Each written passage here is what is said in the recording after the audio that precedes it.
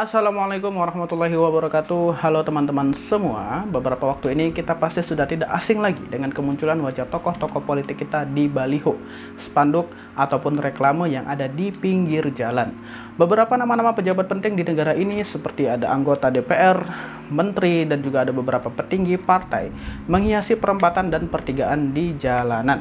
Semuanya datang dengan jargonnya masing-masing, namun pada intinya sama, yaitu persiapan untuk pemilihan presiden di tahun 2024. Kemunculan wajah-wajah tokoh politik kita ini kemudian menimbulkan berbagai kritik. Bahkan tidak sedikit yang berpendapat para tokoh ini sudah kehilangan empatinya terhadap rakyat yang terdampak pandemi COVID-19. Di video kali ini kita akan membahas sedikit bagaimana sejarah politik di Indonesia dan apa peranan partai politik sepanjang sejarah Indonesia.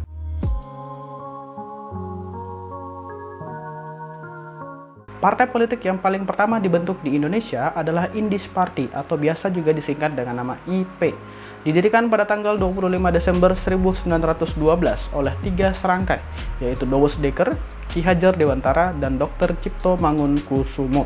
Partai ini adalah partai pertama yang menggaungkan kemerdekaan Indonesia dari penjajahan Belanda. Pada tahun 1913, saat pemerintah Belanda akan mengadakan peringatan 100 tahun kebebasan Belanda dari tangan Napoleon Bonaparte dari Prancis, perayaan ini kemudian direncanakan akan diperingati juga oleh pemerintah Hindia Belanda saat itu. Kondisi ini tentunya sangat ironis mengingat suatu negara penjajah melakukan upacara peringatan pembebasan dari penjajah pada suatu bangsa yang dia jajah. Gimana? Bingung nggak tuh? Hal ini kemudian menimbulkan kritik yang sangat tajam dari tokoh-tokoh Indis Party. Ki Hajar Dewantara atau Suhardi Suryaningrat kemudian menulis sebuah artikel yang cukup terkenal pada masa itu dan bernada cukup sarkastis yang berjudul Als ik een Nederlander was, atau diartikan juga dengan nama Andaikan Aku Seorang Belanda. Akibat tulisannya ini, kemudian Ki Hajar Dewantara ditangkap dan dibuang oleh pemerintah kolonial Belanda. Menyusul Ki Hajar Dewantara, kemudian ada Dr. Tjipto Mangunkusumo yang juga menulis sebuah artikel pada tanggal 26 Juli 1913 yang diberi judul Krach or Vrees, yang artinya kekuatan atau ketakutan. Dr. Tjipto Mangunkusumo juga akhirnya bernasib sama dengan Ki Hajar Dewantara, yaitu dibuang oleh pemerintah kolonial Belanda. Di tahun yang sama, Douwes Dekker juga melakukan hal yang sama, mengkritik dalam tulisan yang dimuat di koran The Express pada tanggal 5 Agustus 1913 yang berjudul On the Helden Tjipto Mangunkusumo and Suhardi Suryaningrat, yang diartikan pahlawan kita Tjipto Mangunkusumo dan juga Suhardi Suryaningrat. Tulisan ini juga sukses membawa Douwes Dekker dibuang oleh pemerintah kolonial Belanda. Dengan ditangkapnya ketiga pemimpin politik dari Indis Party, hal ini kemudian mengakibatkan bubarnya partai ini dalam waktu yang cukup singkat, yaitu dari tahun 1912 hingga tahun 1913. Pada masa pendudukan Jepang, kegiatan politik di Indonesia dilarang dan akhirnya seluruh partai politik yang sudah terbentuk pada masa itu akhirnya dibubarkan oleh Jepang. Namun masih ada satu organisasi atau partai yang dibiarkan berdiri oleh Jepang, yaitu Masyumi atau Majelis Syuro Muslimin Indonesia. Organisasi ini pada masa pendudukan Jepang lebih banyak bergerak di bidang sosial kemasyarakatan dibandingkan bidang politik untuk menggalang kemerdekaan Indonesia. Tujuan Jepang kenapa membiarkan organisasi ini tetap berdiri pada tahun 1943 adalah salah satu upaya mereka untuk mengendalikan umat Islam di Indonesia yang terbilang sangat besar saat itu. Masyumi sepanjang sejarah politik di Indonesia kemudian pernah menjajal posisi-posisi penting di pemerintahan. Ada beberapa anggotanya yang pernah menjabat sebagai Perdana Menteri, yaitu ada Muhammad Nasir dan juga ada Burhanuddin Harahan. Kemudian memasuki tahun 1960-an, akhirnya Masyumi dibubarkan oleh Presiden Soekarno dengan alasan Masyumi mendukung pemberontakan PRRI Permesta. Partai ini kemudian bubar dan beberapa anggota partai kemudian mendirikan Keluarga Bulan Bintang yang kemana kemudian saat ini berubah nama lagi menjadi Partai Bulan Bintang atau yang kita kenal dengan nama PBB.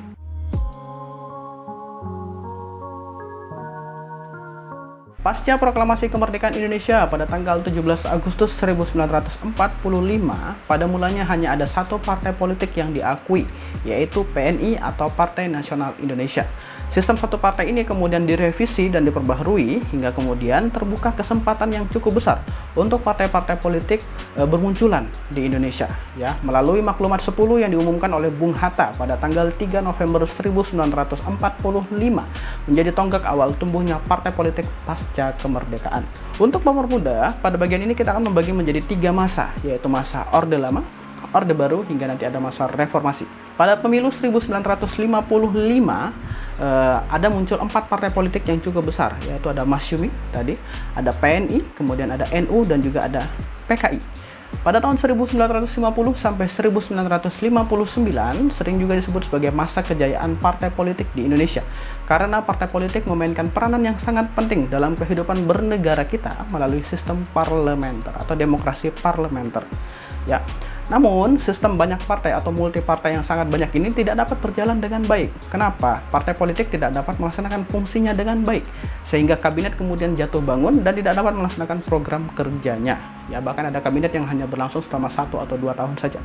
Sebagai akibatnya apa? Pembangunan kemudian tidak dapat berjalan dengan baik di Indonesia. Dengan keluarnya dekret Presiden Soekarno pada tanggal 5 Juli tahun 1959 yang akhirnya mengawali masuknya Indonesia pada masa demokrasi terpimpin.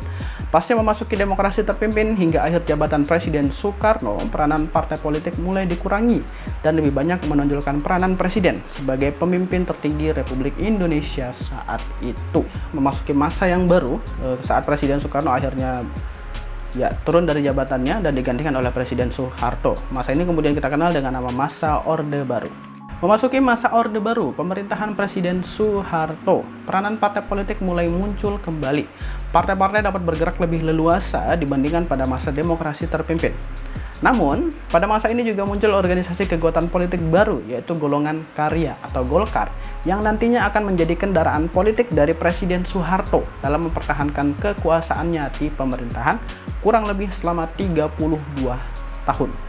Ya, selain itu pada masa ini kita juga tidak bisa melepaskan adanya peranan ABRI atau Angkatan Bersenjata Republik Indonesia, ya, yang masuk ke dalam tatanan politik dengan sistem dui fungsi ABRI-nya, ya.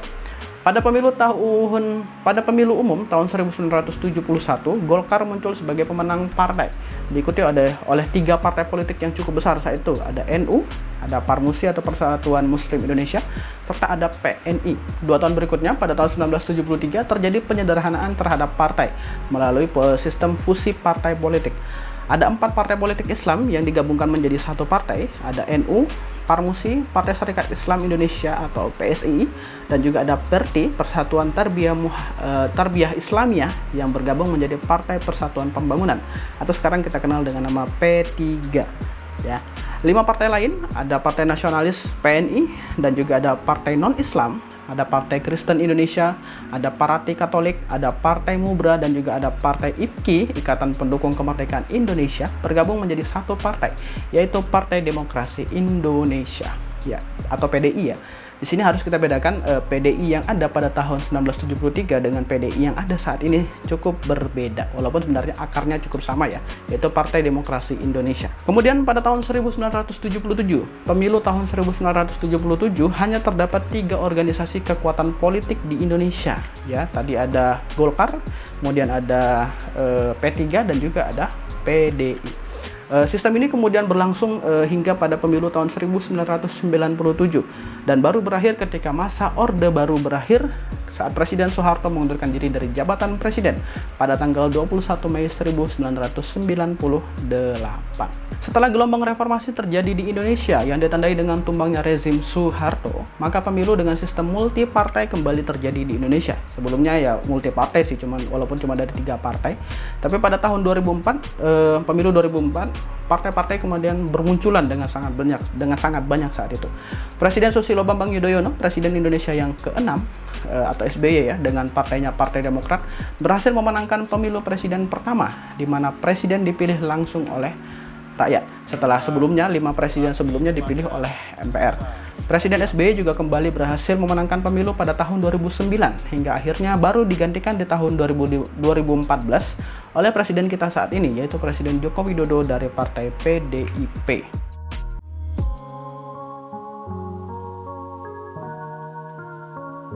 Pada masa ini, peranan partai politik semakin besar dalam perpolitikan di Indonesia. Jika kalian ingin menjabat sebagai bupati, gubernur, menteri, atau bahkan presiden, masuklah terlebih dahulu ke dalam partai politik.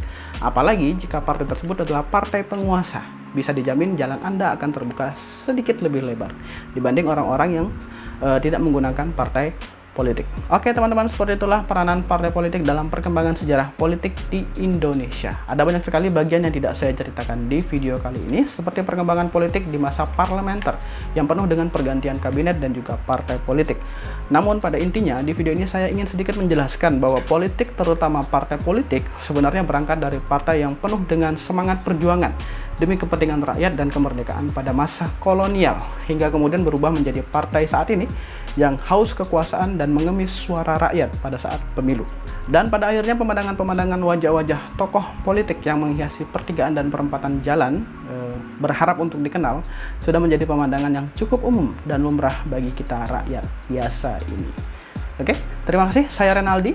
Terima kasih sudah menonton video ini. Jika kalian memiliki pertanyaan, silahkan tanyakan di kolom komentar yang ada di bawah. Jika kalian merasa konten ini bermanfaat, silahkan pertimbangkan untuk subscribe channel ini. Sekian dari saya. Jika ada salah kata, mohon maaf.